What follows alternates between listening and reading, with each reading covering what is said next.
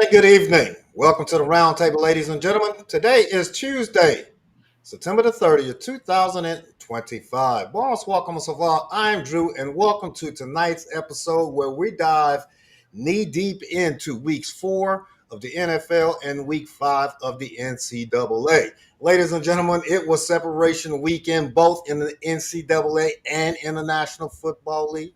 And we are here to talk about each and every one of those key games. So at the very top of the show, I want to give a heartfelt shout out to everyone in the Roundtable family.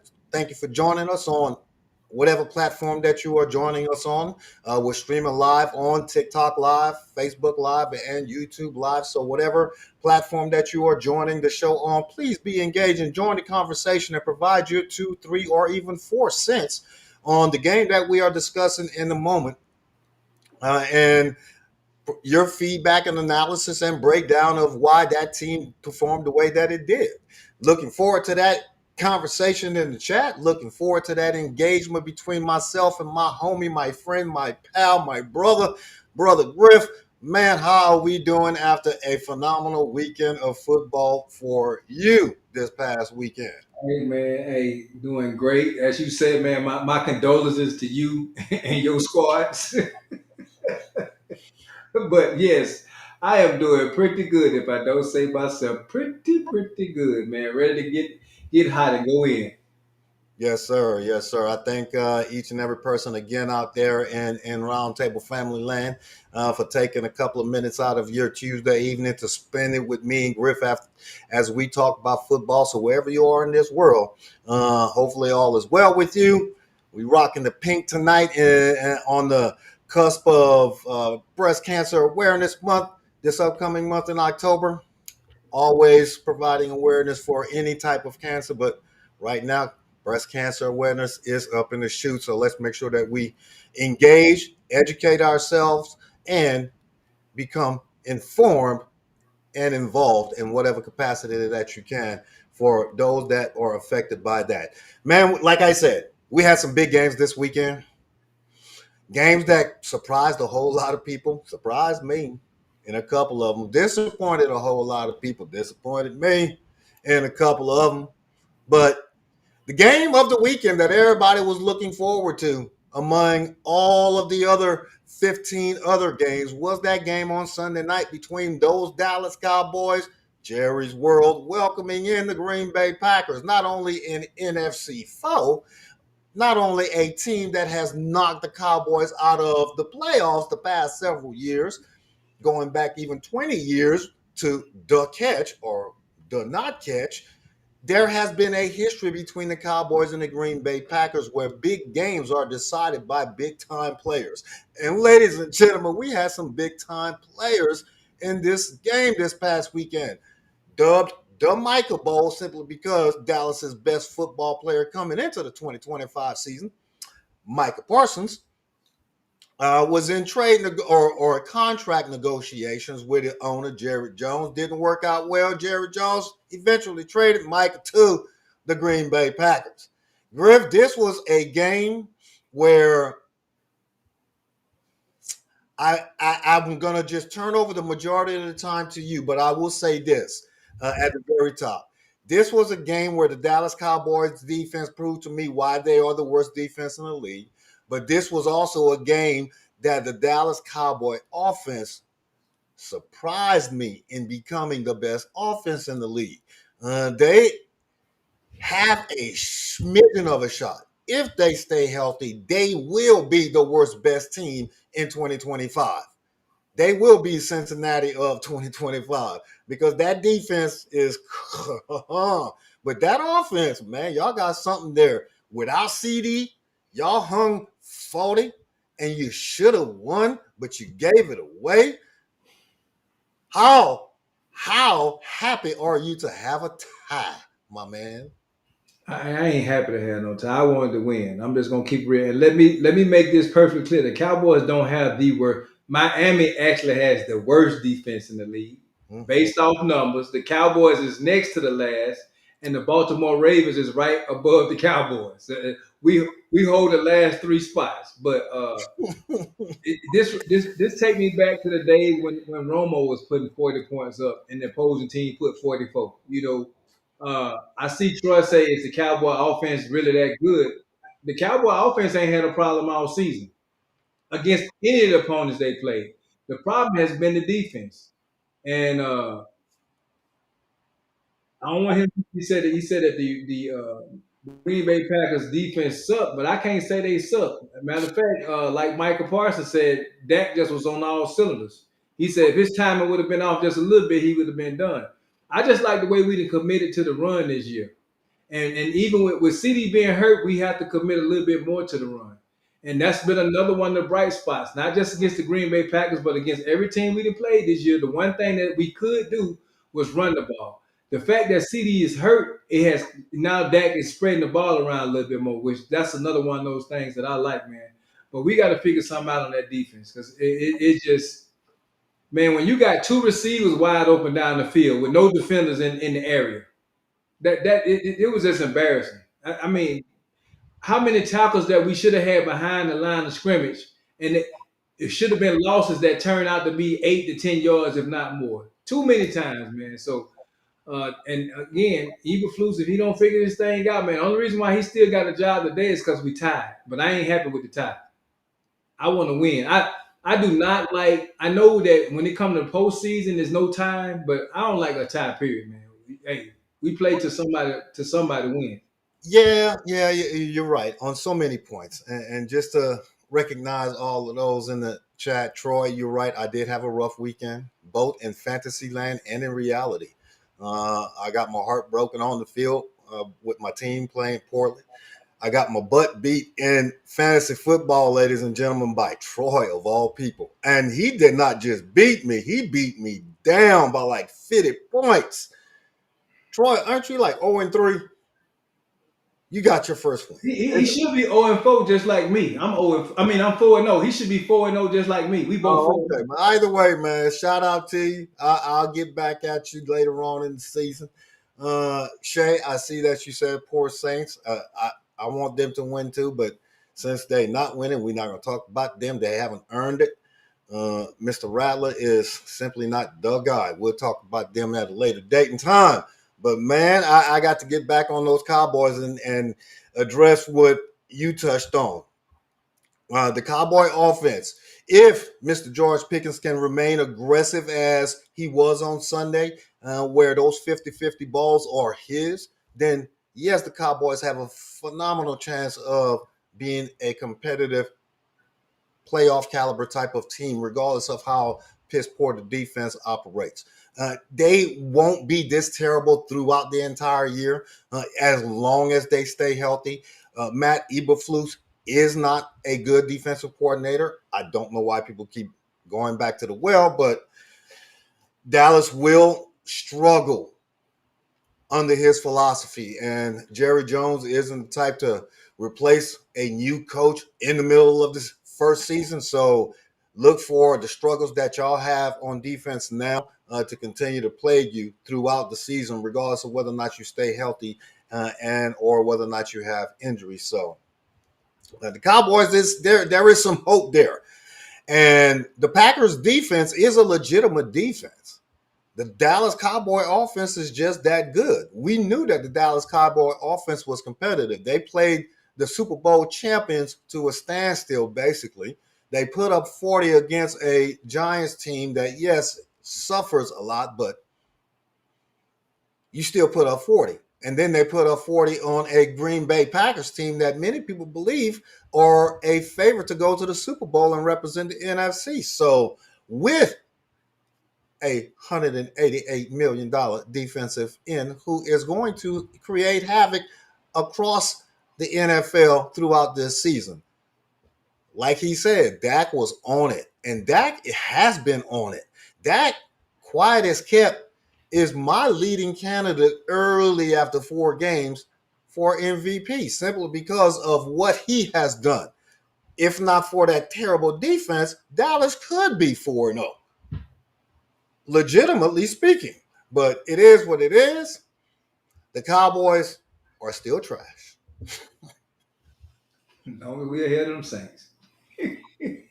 No, No, no, we keep one win ahead of them Saints. I'm okay, baby. I got you, dog. I got you. But man, hey, we asked this poll question earlier. So kudos to the Cowboys on a tie, because I know y'all were happy about that tie. Quiet as kept. You're not saying it publicly.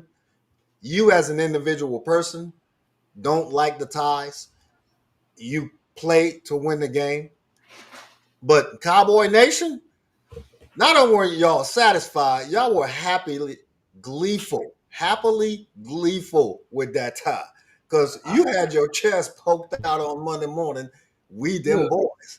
hey Yes, man, you were. Yes, you let me were. say this. Yes, you Let were. me say this right fast so we can move on. Because me and Fred was at the gym on Monday, and it seemed like the whole time we was in there working out for a whole hour, and it seemed like that's the only thing that was on the TV, like no other team played. I'm gonna say this, man. Only thing that made me happy about this game was all the people that stayed up to watch us lose, and they was late for work. They was mad because they stayed up late or whatever. They didn't get enough sleep that night. That's the only thing that made me happy for all them haters that stayed up to watch us lose. Hey, you could have counted me in that, but I'm not gonna lie to you, bro. I fell asleep early in the third quarter. It's all good. You missed a good one, man. But I hey, did. like Randy say, man, we giving the Cowboys too much. Go ahead and All right, yeah. We submitted this poll question earlier today, right? And I want to have this honest dialogue with everyone. What qualifies a quarterback in 2025? What qualifies a quarterback to be considered the best quarterback in the National Football League? Right? Is it eye-popping numbers, 300 yards, multiple touchdowns, 0 to 1 interception a game, and leading his team to victory? Or is it the Al Davis mantra and approach? Just win, baby, because we are here to win the game. And we all know Jalen Hurts' record over the past 20 games. He is 19-1 as a starter, and in the regular season, a consecutive 18-0 as a starter, where he starts and finishes the game. So, if the objective to be the best quarterback in the National Football League is to come home with the dub every single weekend, does that qualify Jalen as being considered the best quarterback in the National Football League today? Because you can see his record against those who are considered to be the best quarterback in the National Football League. I know my personal favorite is Lamar Jackson. He's beaten Lamar Jackson head to head, and everybody else on this list, he has a favorable record against them. So prove me wrong. Why is Jalen Hurts not the best quarterback in the National Football League today? I don't care if he threw for 83 yards. I don't care if the Philadelphia Eagles are winning 16-15 every single week. A dub is a dub. Griff, what say you? again, for me, I think Jalen is. I mean, he improved it. Most people say that he's not because he don't put up those numbers or whatever. But at the end of the day, man, it's about the wins for me. And most people that have played the game really don't care about the stats. All these people that have all these high stats would rather have that ring, those 2 rings that Jalen got. Compare, I mean, well, not two, but the 2 Super Bowls and Jalen been to. All the kids have done is win. And so for me, it ain't about how his stats and stuff look. It's just the winning piece for me. I think everybody played the game to win. All these people with these nice stats, where they be at the end of the season? Well, I tell you where they be at. Where I was at yesterday to go pick my daughter up down in Galveston with that dirty water. Not the dirty water. The That what dirty y'all water. The down dirty there. water. Sit them down there with that dirty water. They don't get to go to Cancun, man. But Uh, again, Jalen don't fit in the prototypical quarterback. What most people consider to be a prototypical quarterback. And he ain't flashy and he ain't loud and stuff like that. But one thing I do know, all he do is win. And at every level he been in, all he does is win. And so it is what it is. so here's the thing, right? And this is the fastest belief that is dying in the NFL. The 2 words that you said, the prototypic quarterback, that is dead. That concept that staying in the pocket, zipping the ball 50 yards, 60 yards, or in a tight window and being a stationary target. Every team in the National Football League realizes that's a losing concept. Nobody wants a quarterback who, like Tom Brady 25 years ago, coming into the league, ran a 5.740. As a quarterback in today's NFL, a 5.740 gonna have you on the end of the line as a tight end. You be If holding the clipboard. You be holding the clipboard. You ain't even gonna be out there saying. if that, so that whole prototypic type of quarterback, Peyton Manning, where you scan the field, no, So no, hey, let you me are ask. not at a minimum dual threat. You Let me hit Drew up. Let me hit Drew. I mean, let me hit Troy up right there because Troy said if Josh Allen was the Phillies quarterback, the Eagles would have 2 Super Bowls in the last 5 years. So let's go back to the Super Bowl game that they did lose. Who had the better numbers in that game? Who Jalen performed Hurts. in that game? Jalen Jalen Hurts Hurts did. was the real MVP. Jalen Hurts was the real MVP. Troy, you really hurt my feelings with that, brother, because it ain't no way you can sit up there and say that Josh Allen would have took that team to any further than what Jalen Hurts did. Jalen No, Hurts was, he could miss me with that one. yeah, definitely, because Josh Allen had his chance to beat Patrick Mahomes, and he couldn't do it in the AFC. So, what makes you think he'd do it in the big dance, the big Super Bowl? Come on, Troy, get It back was right. that, So, let's talk about the game itself, man. There was a game yesterday, yeah, on yeah, Sunday, between the Eagles and the Bucks, right? yeah, yeah. And for those of you that want to share your opinion about this question, please do so in the chat, and we'll do a wrap up at the end of the show. Uh, the Eagles went down to Tampa Bay to play a very good, very tough Tampa Bay team that seems to create this atmosphere in 2025 that we want to be down in the fourth quarter so that we can have the opportunity to come back. They almost did it again, but special teams had a say so early in the game and late in the game for the Philadelphia Eagles. Now, either supporting my argument that Jalen Hurts is the best quarterback in the league with just win, baby, or crushing my argument that Jalen Hurts has zero pass completions in the entire second half.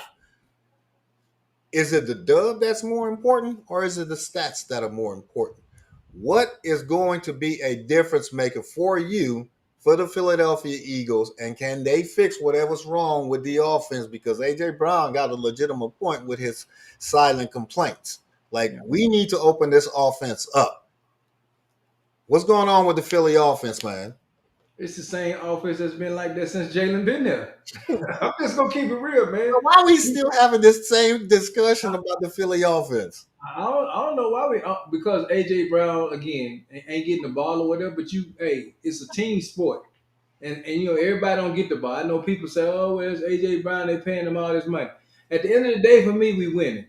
The complaints start complaining when we losing. If we ain't putting a W on the board, I understand. You can complain, hey, you know what? I ain't getting the ball enough. But at the end of the day, it's a team sport. However we win, long as we winning, he get the AJ get the ball when he need to get the ball. But you know what? This team was really when they went and got Saquon. This team was supposed to be a running team, which it was last year, but it ain't it ain't like that. I think Jalen probably got more yards rushing right now than Saquon do. But this team is their defense. They don't really with the defense that they have, they really don't have to put that many points on the board on the offensive side of the ball. So can't be. I mean, I can understand him being upset or whatever because they do have some great receivers. Not just AJ and Devontae, but you got Goddard over there as well, and then some, and you got John Mitchell and you got Saquon. Man, you got a lot of people that want to touch the ball, man. But Yeah, you said this is a team sport. Point of order, sir. I'm going to come back to that. You said this is a team not sport. one Not quarter. everybody can touch the ball. Got it? Understood. But you're paying me $30 million a year because you know what I can do when I do touch the ball. So, point of order number two, and I'm going to come back to that one in a minute. Okay, Now, I once knew a drill sergeant, a United States Army drill sergeant, he did say drill a sergeant. non-commissioned officer, not only a distinguished drill sergeant, but represented the entire installation as the selected drill sergeant of the year. Once having this discussion with fellow other non-commissioned officers about good being the enemy of perfect or vice versa, right? And if it ain't broke, don't fix it. Or is it that no matter what how good you are, there is always room for improvement? So if I, as your star receiver, identified that just because we don't mean we can't, we need to start because eventually that Saquon philosophy that has not worked yet this year is going to come back to bite us. It's going to come back to bite us. And me sharing that, now everybody want to put their hands up in there and say, why am I tripping? Why am I being a prima donna? Why am I being a diva? No, I am identifying that we are not utilizing all of the tools that we have available in the toolkit, my guy. Come on, coach. Eventually, Devontae gonna be like, well, why aren't we throwing the ball? Right? Mm. You don't want to get into the same mentality that the next team that we're getting ready to talk about is currently in. Because you have superstars on the team for a reason. You're paying them this money for a reason. They expect to be utilized. They want to be utilized. They want to have the opportunity to help the team become better. So stop pacifying the organization with let's keep it all close to the vest and just do enough to win and rely on the tenacity of the defense and the aggressiveness of the front four, five, or six to put pressure on that quarterback. Open the offense up. We All I paying him know, big money. all I know is this, man. He done put When on they, the hey man, you said you did say not that guy you was talking about. I think I know the guy you was talking about, that Desoy, but my Yep. thing is this, man. When they need when they need to be called on, that's why it's called a team sport. You do what you got to do right now, but for whatever reason, he didn't figure it out. I mean, it ain't no complaints when they got them rings at the beginning of the year. It was, everybody has something to say, man. And this is another reason why, leading to that question that you just posed about, is the wins or is the stats? Because based off of your argument, it's about stats now. It ain't about wins, it's about stats. Because you know what? The stats could be high and we still could be losing. Then what? We Are we winning. though? What's our record in the past 2 years in the regular season? Right? The proof is in the pudding.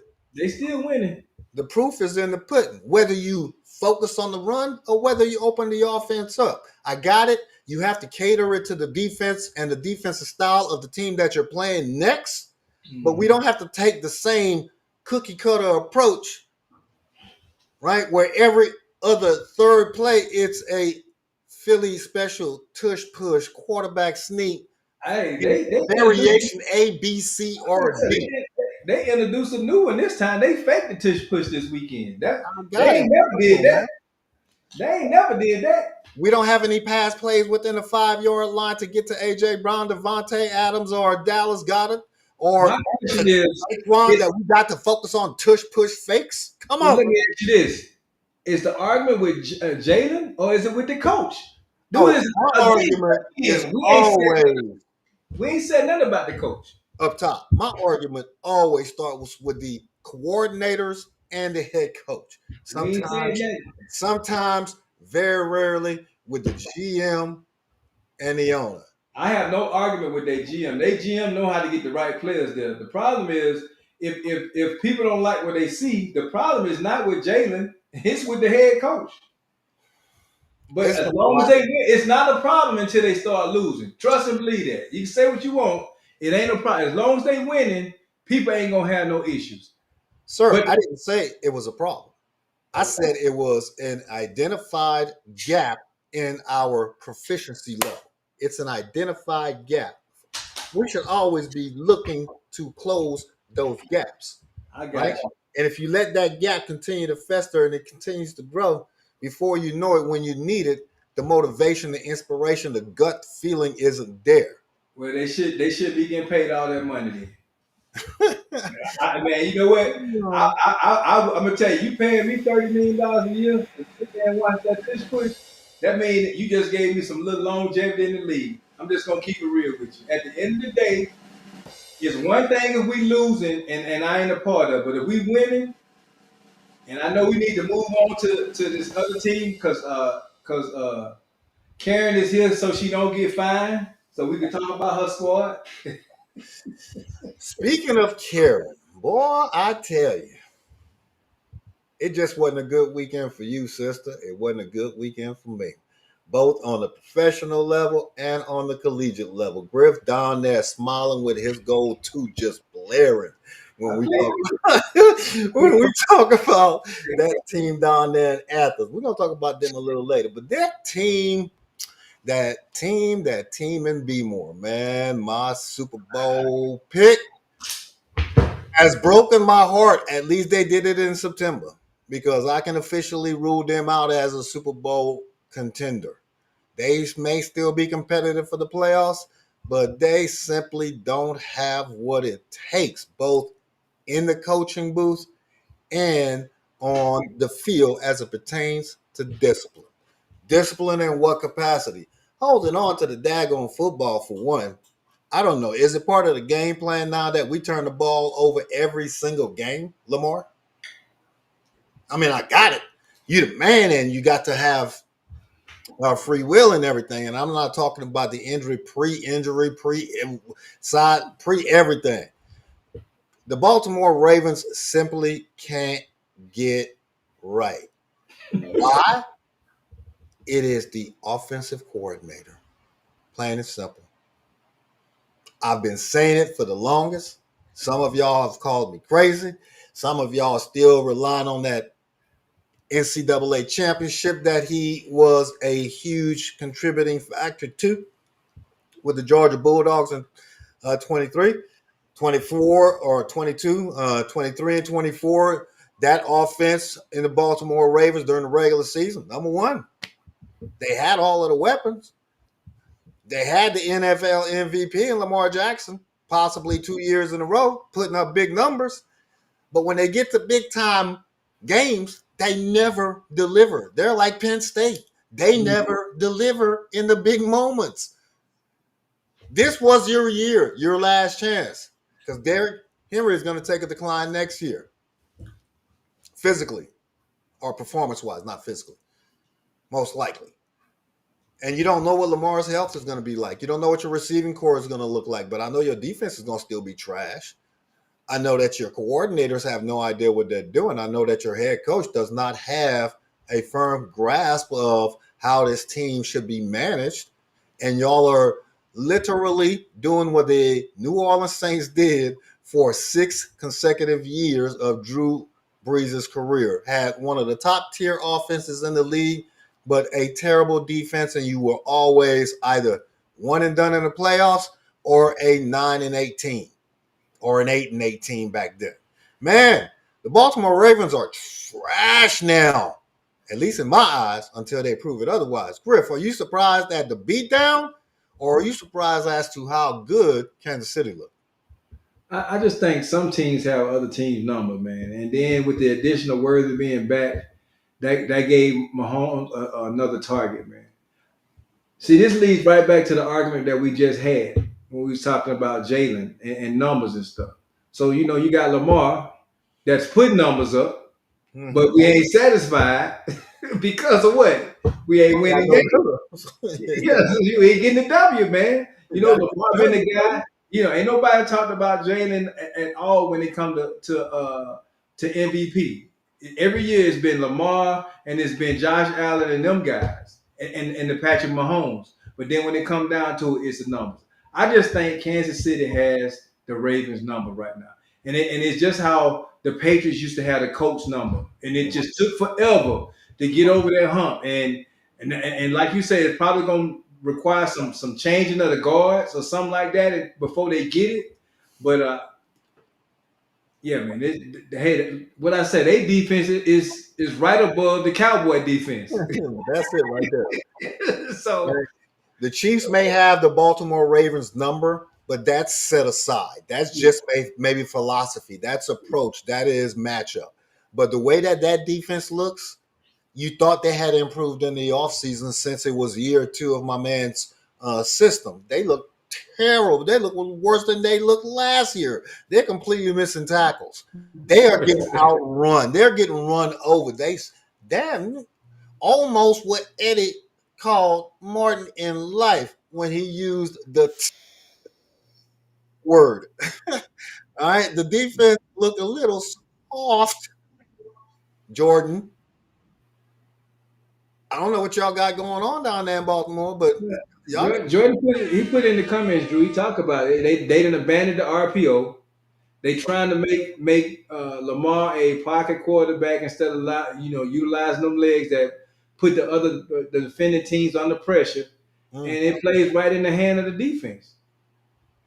The last thing I'll say about this game, and then we can move on, right? And I did happen to catch a lot of the morning talk sport shows while I was sitting behind the desk here. And on this topic specifically, it like they all had an epiphany. Give Derrick Henry the ball. Anybody with 2 weeks of football knowledge has already come to that understanding. Why the Baltimore Raven head coaching staff have not come to that understanding completely baffles me. For the last time, why? They just don't give Derrick Henry the ball 30 times a game. I don't get it. I don't. If he fumbled 3 times, I didn't get tape it to his hands. But you have no choice now with Lamar being out.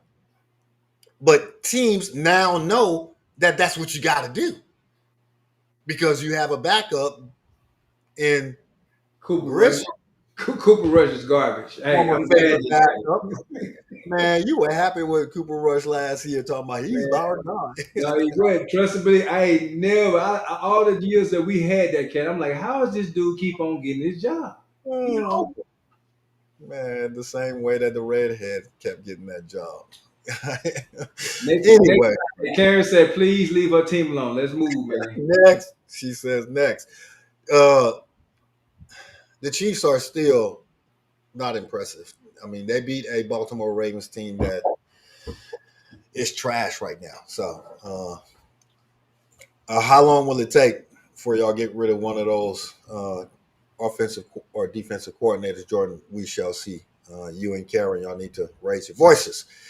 Next game, man, was a game of two teams that one is expected to be good. The other one, everybody's surprised that they're good, this good, especially with Daniel Jones being the starting quarterback for the Indianapolis Colts. They were traveling to La La Land to take on the Los Angeles Rams that everybody believes is going to be contending for the NFC title. They were defending home field, so you expected the Rams to not only represent well because of the weapons that they have on offense and how good that defense is, right? Where you have a Super Bowl caliber offense when healthy, but they're at home.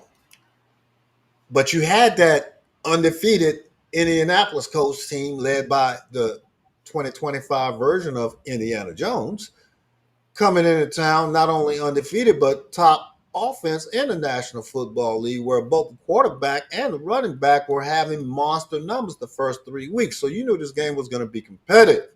Griff, the Los Angeles Rams won, but the better team did not win.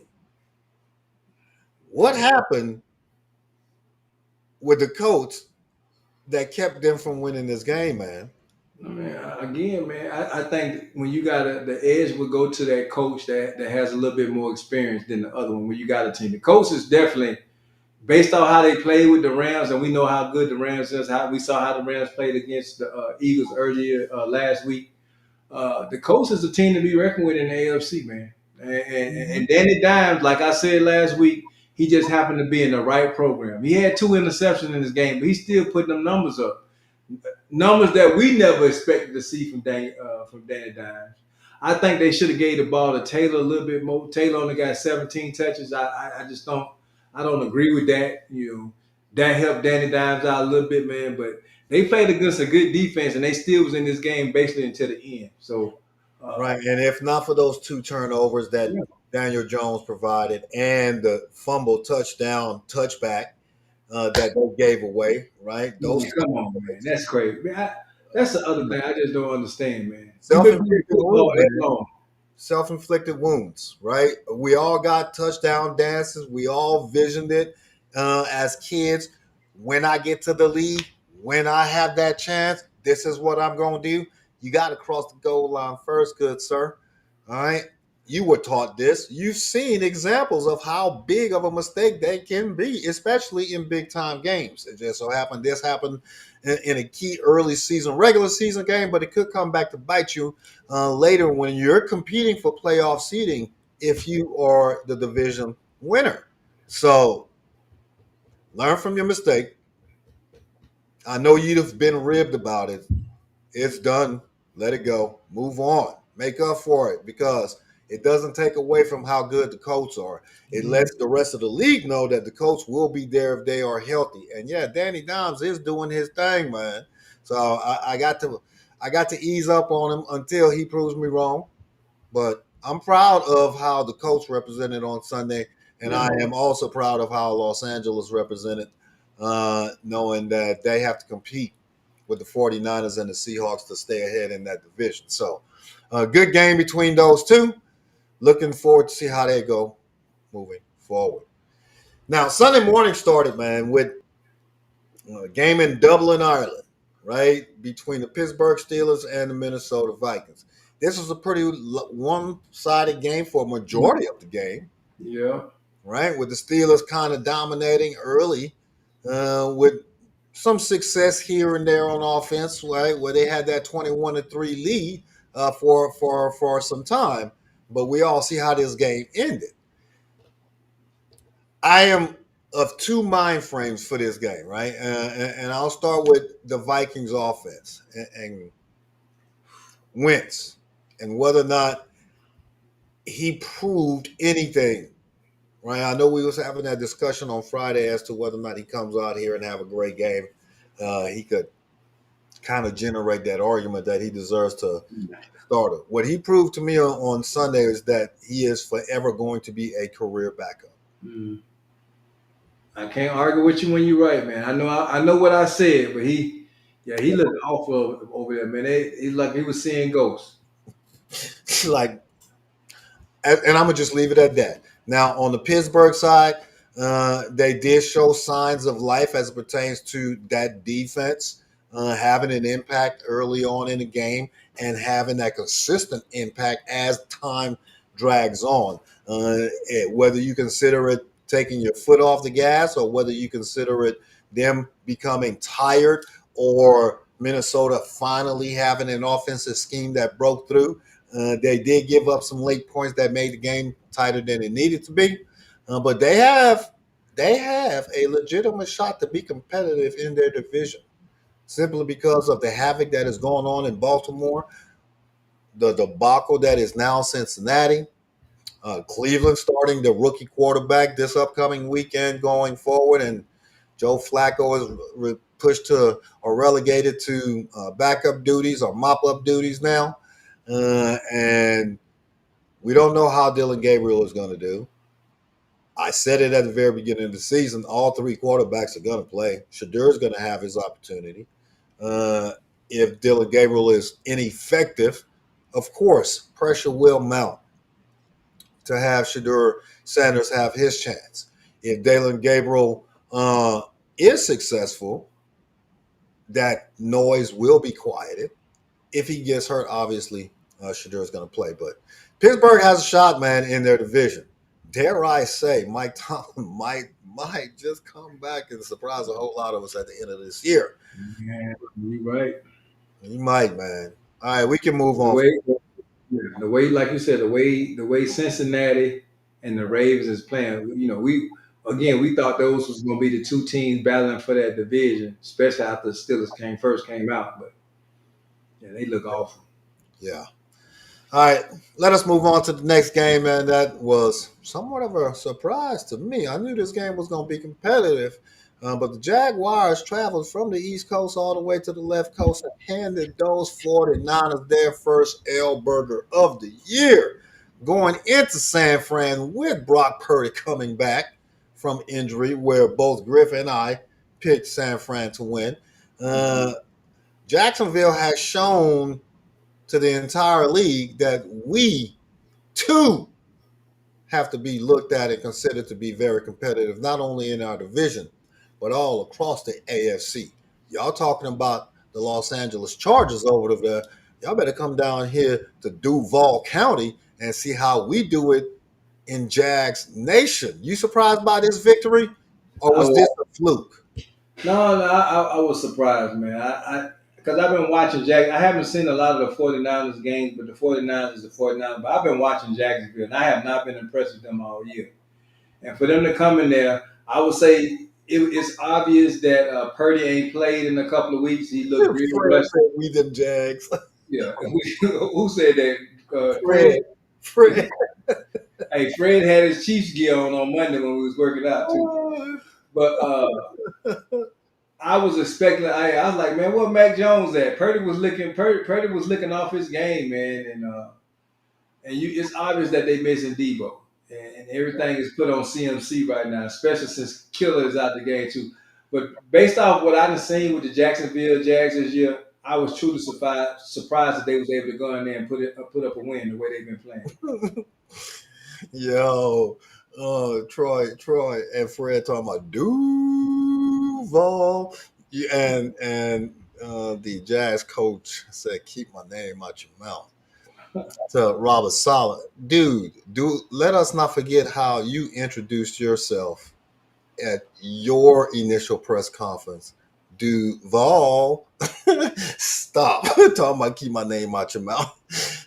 The Jags, their big test to me comes next Monday night against the defending AFC champions, right? The Kansas City Chiefs and the Jags hook up next Monday night, and that's going to be the game of the week for me. We'll talk about that game at the end of the show tonight and then again on Friday.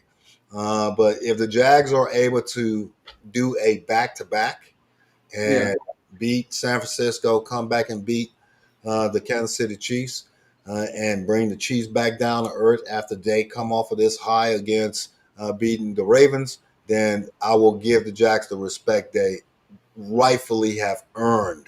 Because as we can see, key players are going down. The healthier that you can stay, you don't know where you're going to end up at the end of the season. So I am so looking forward to see how the Jags move forward. 49ers, they're going to continue to be competitive. Eh, I think Los Angeles is better. And the 49ers are a toenail sprang away from one of their key players. So being out for the season because it's a track record there. you said, It's all I'm not calling no names. I'm just saying it's a track record. hey All right, man, man. I got you.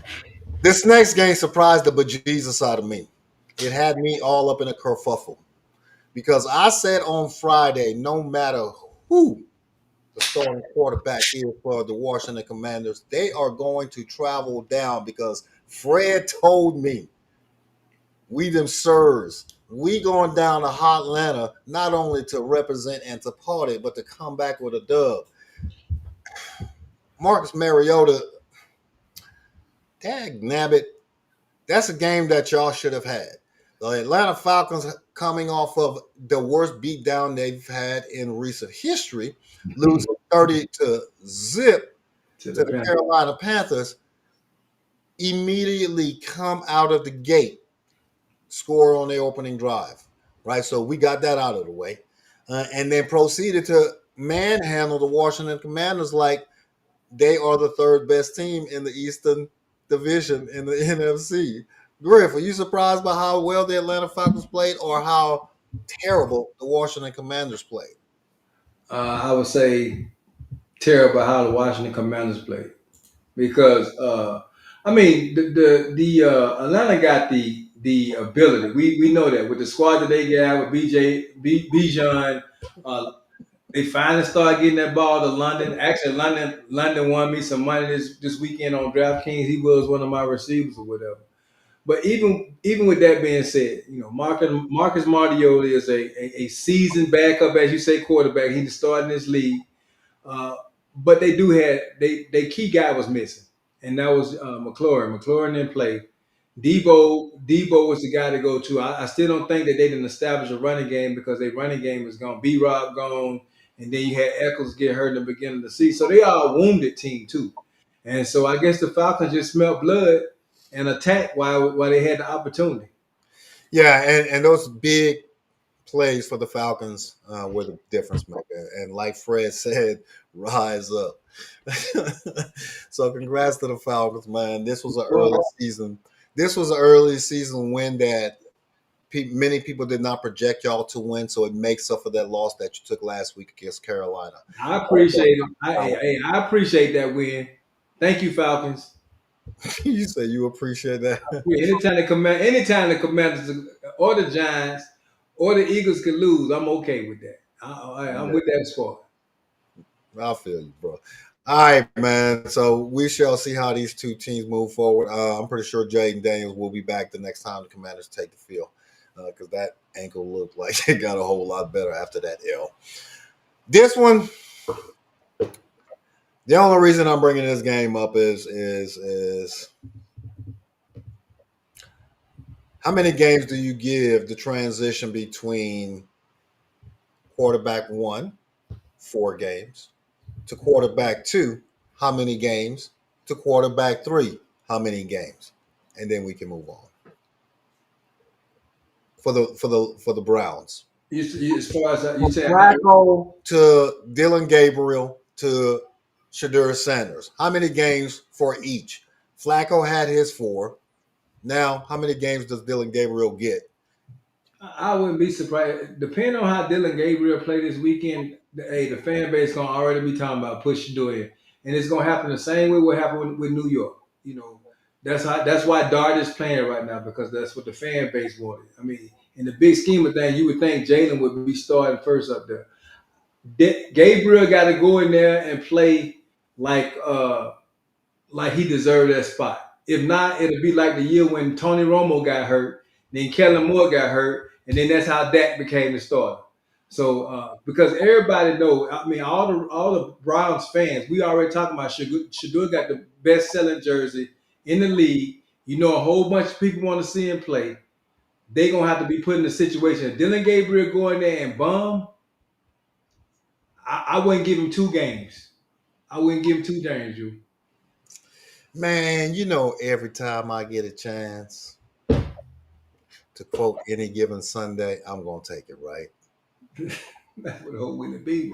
Demon, really, demon, baby. Hey, third string quarterback, always forgotten, always cast aside, even though his talent said otherwise. The seniority of the aging quarterback, Joe Flacco, and the old dude that played that character, right? Move aside, injuries creep up for the backup as soon as he kind of takes the field. And then in gets tossed this young, unknown, not in this case, quarterback that many people are eager to see, eager to have expectations for, want to see succeed. And I got it. Stefanski is no Al Pacino, but I don't know how he runs his team. He could run it in the same way, have the same type of philosophy, same type of coaching style. So this is playing out in real time for us. And when given that opportunity, I truly believe that Shadur is going to succeed and have enormous success as long as he can stay healthy. Depending on who the matchups are for Dylan Gabriel, he can have that same amount of success. It's all about the approach that the coaches take, right? What you saw in the preseason for the Cleveland coaching staff was that they catered their calling to Dylan Gabriel's strengths, right? In those 2 games that he played. They did it in the first game for Shadur, but for both of those quarterbacks, my point is this. The coaching staff made the adjustment to ensure that they utilize their quarterback's best qualities and skills. I don't know why Baltimore can't figure that crap out, and I don't know why other teams with all of that talent can't figure that crap out. But and they are going to be my example all year as to what not to do when you have talent. So both of these 2 quarterbacks can be successful, is my point, as long as they stay healthy and as long as their coach caters the offense to their skills. Looking forward to it. Lions continue to do what Lions do. You expected them to win. Good deal. All right, man. You mentioned Jaxson Dart and why he started after 3 games and looked good. Proved a whole lot of people wrong, proved a whole lot of people right. Allowed a whole lot of people to exhale because the anticipation was there, obviously. You did not want him to bomb if you are a Giants fan. And you just wanted him to come out of the gate, represent well. If he looked good offensively, oh, we'll take that. If he keeps us competitive, oh, we're going to definitely cheer as Giants fans. But he did the ultimate. He got that dub against a quality defense, who many people believe is one of the best defenses in the AFC, and shut down a Justin Herbert led offense, surprisingly, that has been able to put up points quite easily when they need be. So kudos to Jaxson Dart. My man Malik Neighbors suffered a season-ending torn ACL injury. I've been there. It's the recovery, like, ooh, Lord have mercy. But you can do it. Uh, Come back stronger next year. You have mentors in your corner who have suffered the same injury. So don't give up at any point throughout the recovery process. Every single day is a grind. Stick with it. And to Jaxson Dart and to his head coach, you saved his job at least for now. But what happened on the defensive side of the ball, man, for the Chargers to help them lose this game, real quick? Man, another when you playing against a kid, you don't have no tape on. They don't have no tape on Jackson. And I think I seen Christian talk about it in the comment. I didn't watch him play the last. I watched him at Mississippi. He played under a great offensive coordinator, one of the best. And if y'all haven't seen that that E360, I think, or E60, or whatever is on ESPN that they got on Lane Kiffin is pretty good. So I know the kid has the potential, man. I just don't think they had the tape on him, and I still think the Chargers got one of the better defenses as well as one of the better offenses in the AFC. They ain't gonna win them all, and how they say any given Sunday. That's what just happened this week. Herbert didn't play the type of game that he has been playing all season. He had a bad outing this week, and so that translated over to the defense as well, not being able to stop the Giants in this game. Yeah, I got you. I got you. So I think the Chargers will bounce back. This gives the Giants hope, at least going forward, that Jaxson Dart can keep them competitive, and we'll see whether or not they are actually the worst team in the NFC East, or they can compete for that third spot. We shall see. The next game, the Bears travel to Las Vegas to take on Troy's Raiders. I called it on Friday. I said that my quarterback was going to lead those Bears into that Lions Stadium and come out with a dub, and ball. We snuck one out. Special teams once again makes a difference. Special teams once again makes a difference. I can't believe I put my faith in them bombs, man. I She called said you myself put your faith in. trying to support Troy and his squad, man. Never Yeah. again. She said never again. All right, so we don't even have to talk more about this game then. Yeah. Ben Gino, Johnson has put together hey, second Gino win. out there, you get an interception. You get an interception. Yeah, I'm losing faith in Gino, man. Come on, you got to fix that, partner. You're making Pete Carroll look bad. Come on, and Genty, he gonna eventually, His lock time is in. coming. Yeah, his It's time time is coming. coming, man. It's time coming. It might Now not the be. Raiders, I Might know be with we're the Raiders. joking. I It know might we're not joking.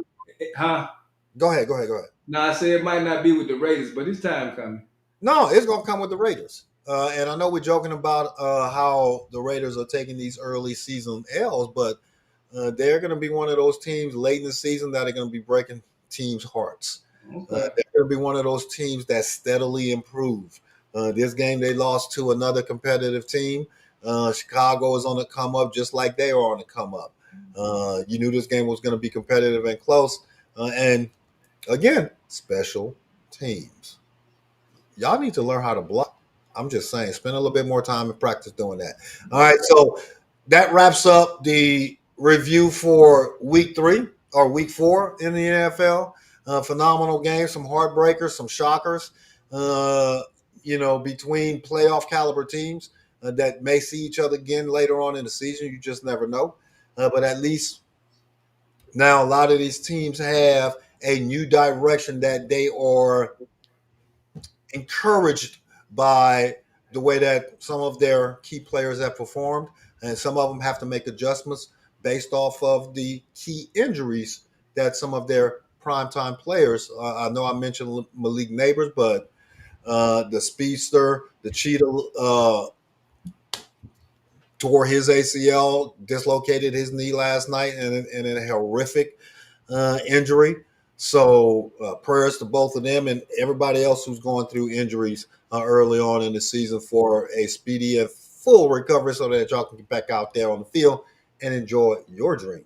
All right, man, this upcoming Thursday night, this is a big game early in the season for these two teams that are projected to win their division.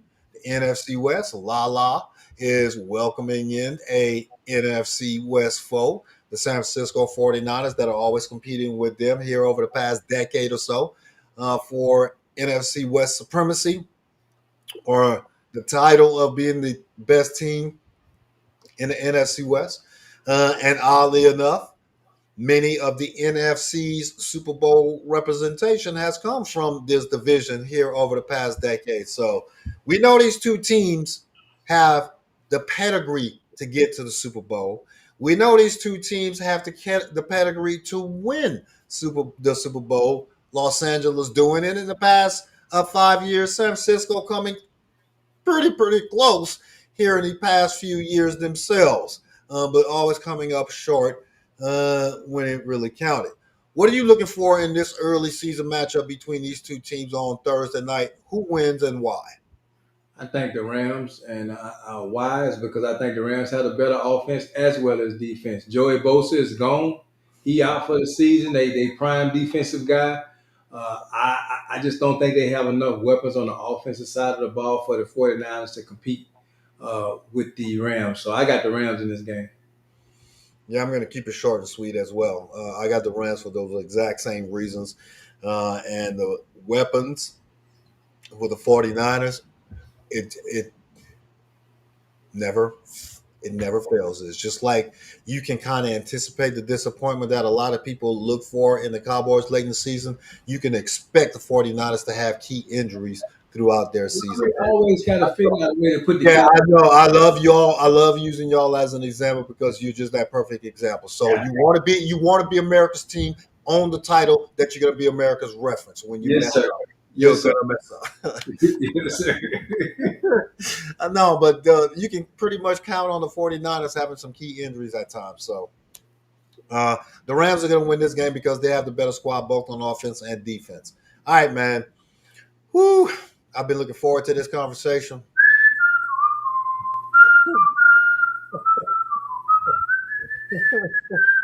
That's the For a element. variety That's of the reasons. fight song, baby. For a variety of reasons. But we're gonna start off with the biggest Saturday thus far in 2025, where you had three key early season games between six very good teams, six teams vying to compete for not only their conference title, which is the Big Ten and the SEC, but representation in the college football playoffs, being competitive for the national championship. And we had three very interesting games.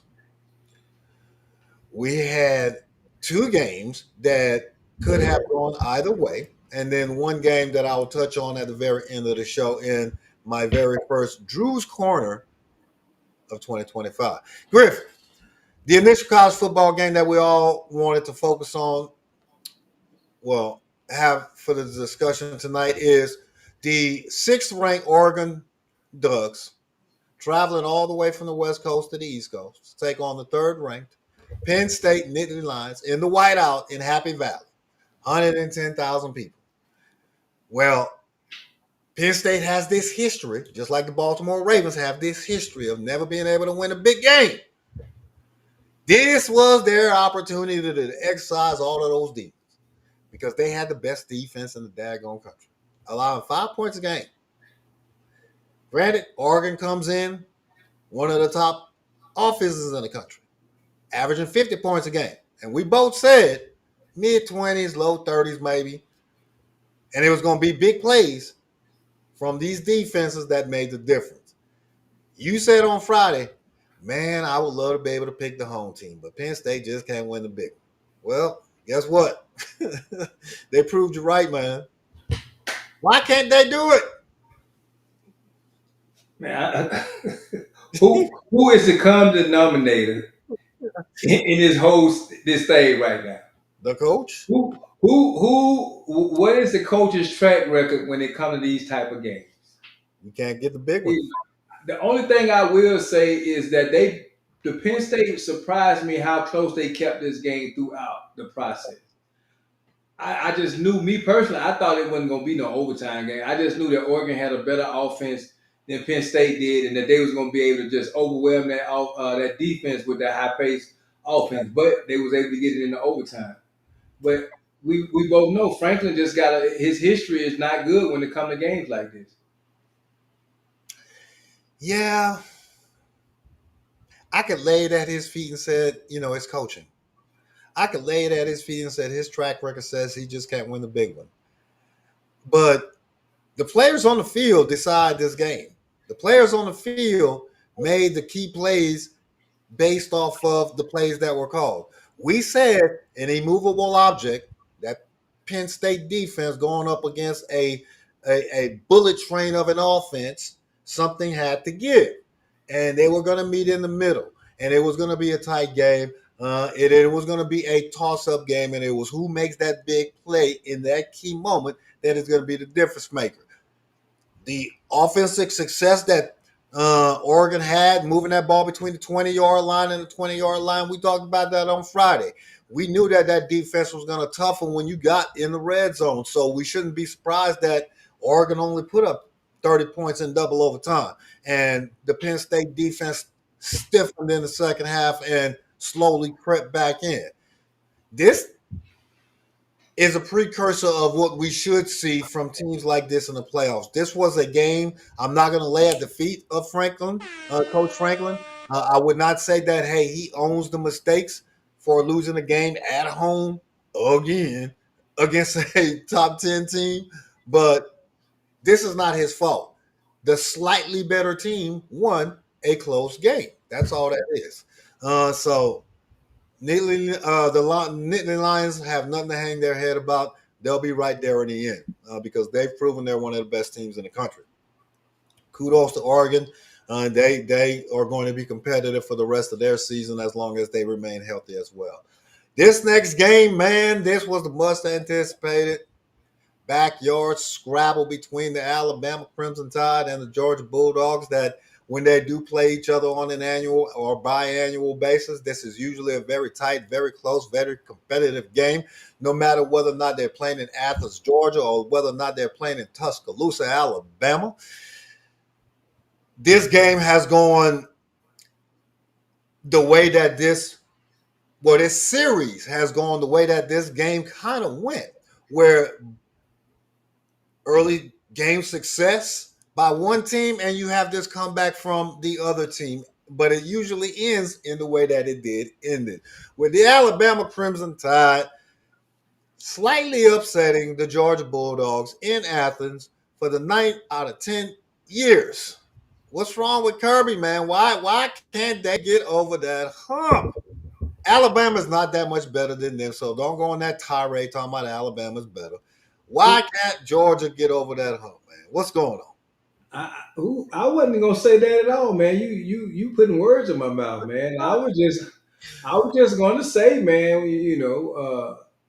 In order for Kirby to get that job at Georgia, he was contractually obligated to get the wins to Alabama when they play, and so he always figured out a way to do something to allow my team to stay in there. Now, I don't know. I really don't know, man. These two teams, they always, when they come together and play each other, man, it's always excitement. People make it a rivalry, but I don't know how it could be a rivalry when you the one that what the last nine, I mean the last 8 of the 9 times y'all have played. I don't know how you call that a rivalry, but I like I like the way my team play. I like the way they came out there. It's like Coach DeBoer, even last year, man, he had a plan and he stuck to the plan. And man, when he did that play, when they ran that screen with Proctor out there, bruh. Hey, they said some players made some business decisions that day when that 300 and some pound kid coming out that thing, man. But I really don't know what, because Kirby made the adjustments that he needed to make. In the second half, he basically rendered Alabama helpless because Alabama wasn't really doing much on offense. I think personally, me personally, I think we took our foot off the gas, and one of our problems, which is going to rear its ugly little head this week when we play Vanderbilt, is our ability to run the ball. I still didn't see that, but we do use our short passing game as a running game. I like the way that we got the ball in there.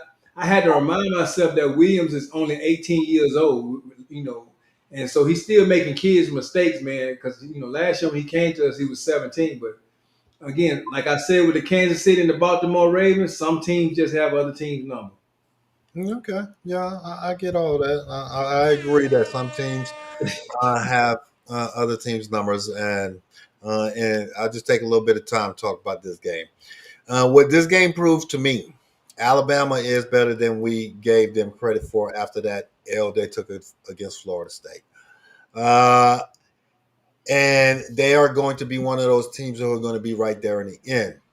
Coach DeBoer may still be going through that process of implementing his philosophy, and they are still getting their footing in 2025. So continue to look forward to improvement on the offensive and on the defensive side of the ball for Alabama. For the Georgia Bulldogs, they start off too slow in these games in 2025 to where they are put in a position to where they are chasing instead of being chased.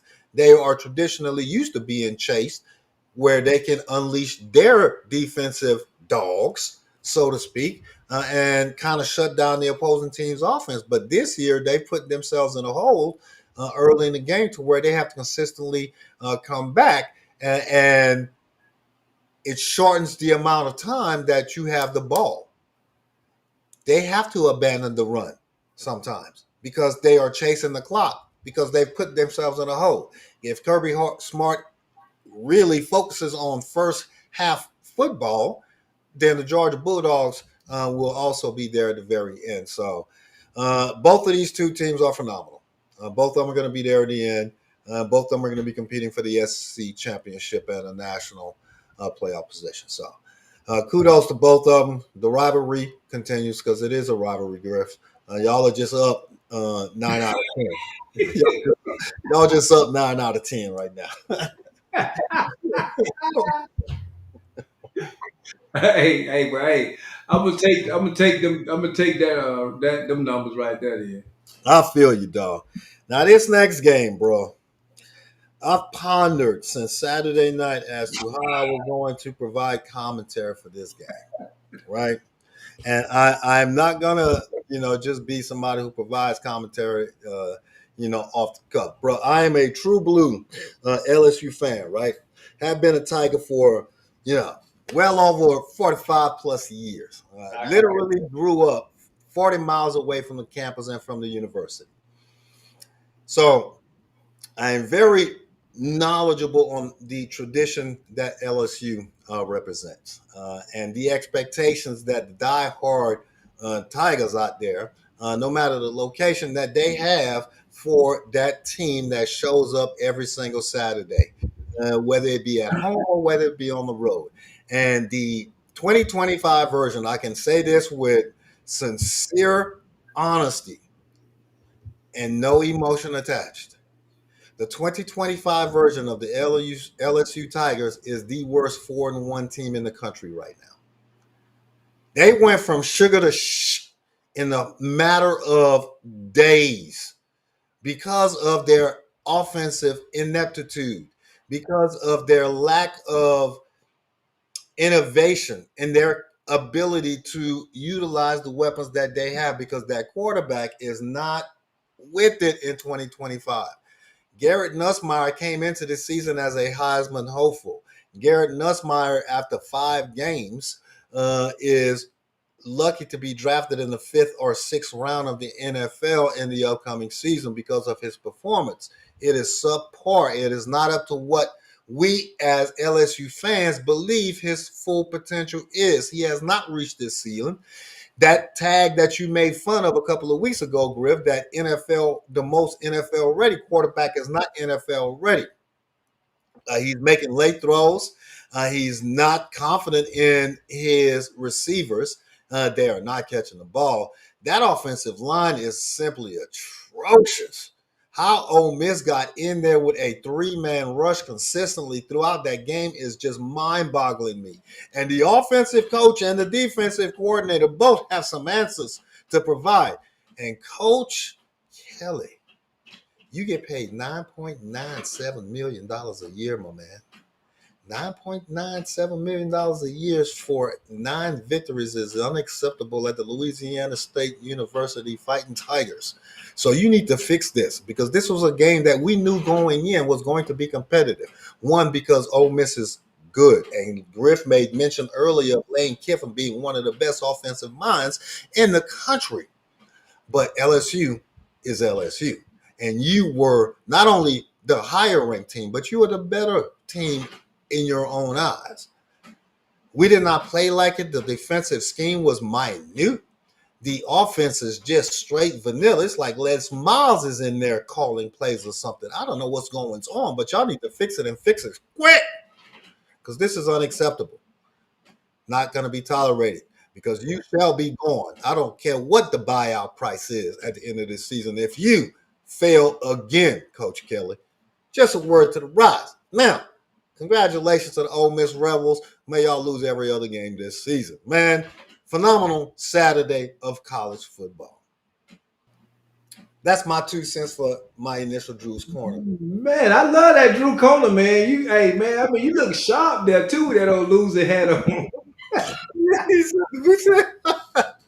Hey, I know we've run over on some time, man, but on the last 3 to 5 minutes, I want to touch on the NFL games that are on the slate for this upcoming weekend.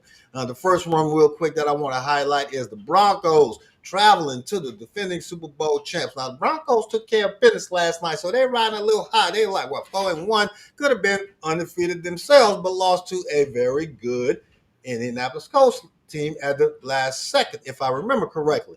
Can they travel to the Eagles, where that team is in dysfunction? I don't care what you say. I'm gonna add fuel to the fire this week. No, I'm not. Go ahead, Steve, man. I'm not. No, I'm not. No, I'm not.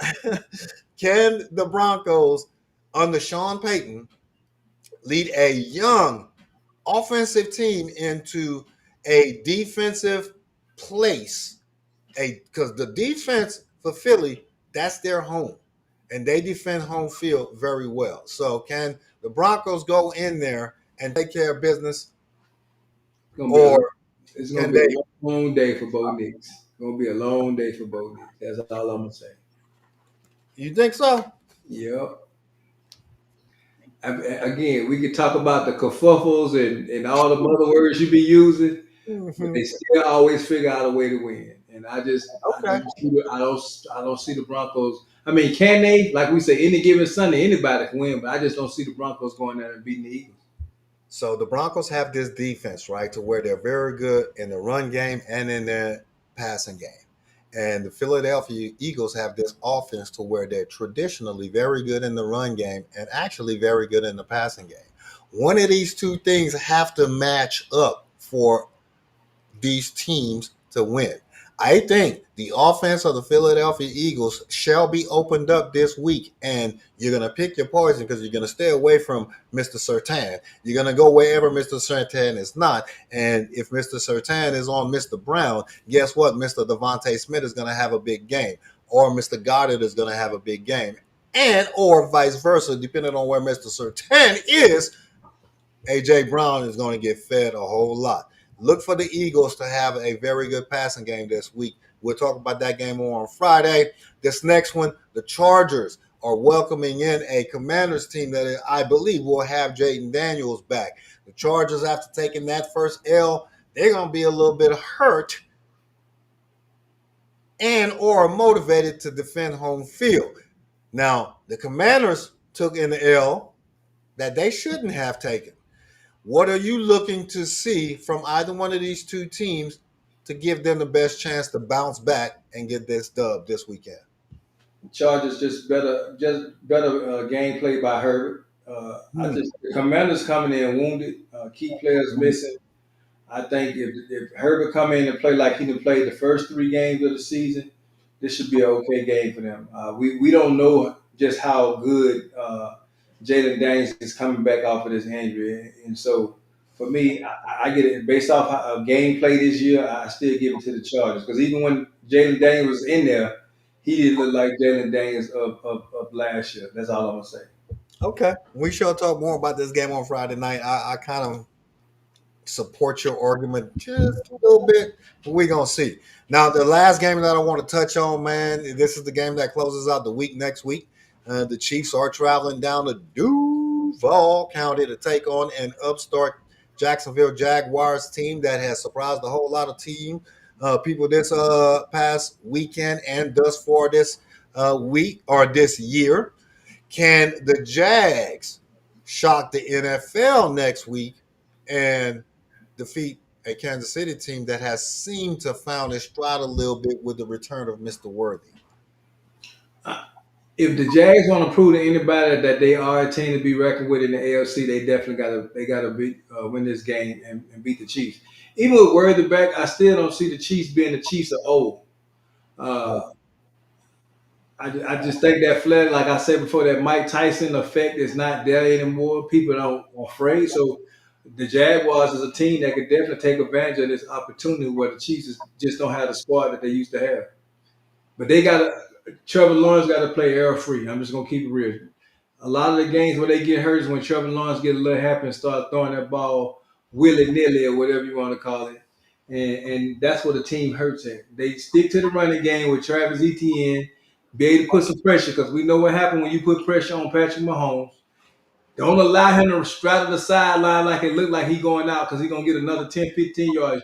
Hit that joker and make him feel it every time you think about running, and you'll be okay. Yeah, no, I could not have said that better myself. The Kansas City Chiefs, I think, got a little bit too much credit from this past weekend's victory. They still have a lot of chinks in the armor. You are correct. The invincibility is no longer there.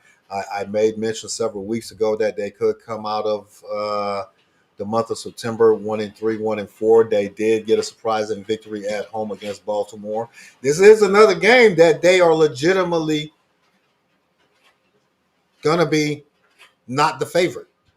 And understandably so, because Jacksonville is the home team. Jacksonville is legitimate, at least early on in the season thus far. But you expect nothing less of an Andy Reid led team to be competitive because you have one of the best quarterbacks in the league with Patrick Mahomes. So this game is going to be a very tight game. It is going to hinge on turnovers. And you hit the nail on the head.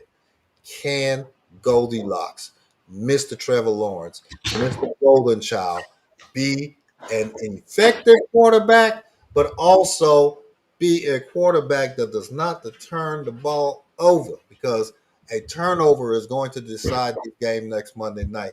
Looking forward to that. Looking forward to the discussion on Friday night. Griff, my man, my brother, it was a phenomenal show. As always. The chat was on fire, even though that I did not get to a lot of the commentary uh, on all of the platforms. We really appreciate the support on this Tuesday night, man. You could have been anywhere in the world, but you chose to give us at least a little bit of your time for however the amount of time that you spent with us tonight. Griff, you got any closing comments for the Roundtable family before we depart, man? I just wanted to give a big shout out to the YouTube viewers, man. I was looking at our YouTube, man. That's probably the most viewers we done had on YouTube at any given time as I was looking at it tonight. So big shout out to all the people that was on YouTube watching us. Big shout out to our faithful fans that always hear Troy, Karen, Christian, Keith, Harold, Fred. I appreciate y'all for being here, always showing up for us. And just keep on getting the word out, man. We love to come here, be here on Tuesday and Friday, and hang out and laugh with y'all, talk football, and that's what it's all about. And at the end of the day, man, y'all have a great rest of y'all day, and I look forward to seeing everybody back here on Friday. Man, you are literally taking the words out of my mouth all night long with the commentary, bro. You be on it. I echo each and every sentiment that you just made mention. It was a great weekend of football, an exciting weekend of football. As with each and every weekend, the thrill of victory is all forever present for many of us, but the agony of defeat is bittersweet when we have to eat that humble pie. And I ate a whole big portion of it this weekend on multiple levels. So, congratulations to those teams that won those big games. Looking forward to huge games this upcoming weekend and in the weeks ahead for both the NCAA and the National Football League. And as Griff mentioned, we thank each and every one of you that continue to provide the support on each and every single one of the platforms that you are viewing us on tonight, whether it be Facebook Live or the special shout out to the viewers that were on YouTube Live, and for those that join us on TikTok as well. The commentary is always appreciated by the forever faithful roster that Griff mentioned. You always come with not only original commentary, but truthful commentary and knowledgeable commentary. So that is forever grateful. And like we say at the end of all of our shows, the show is always about you. And we thank you for the time that you spend with us during this fellowship, having conversations not only about football, but life in general. And this is no different from any other time. Great show. Thank you all for joining us. It's going to be a phenomenal week. It's going to be an interesting week. So make sure that you continue to keep your head on a swivel.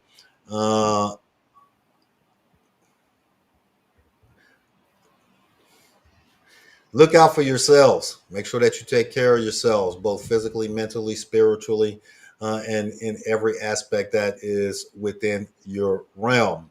Take care of your family. Do something nice for your family if possible. And if given the opportunity, please do something nice for someone that you may not even know, because it just might be the best thing that happens to them on that particular day. Y'all continue to stay safe. Y'all be blessed. Y'all be breezy. See y'all on Friday.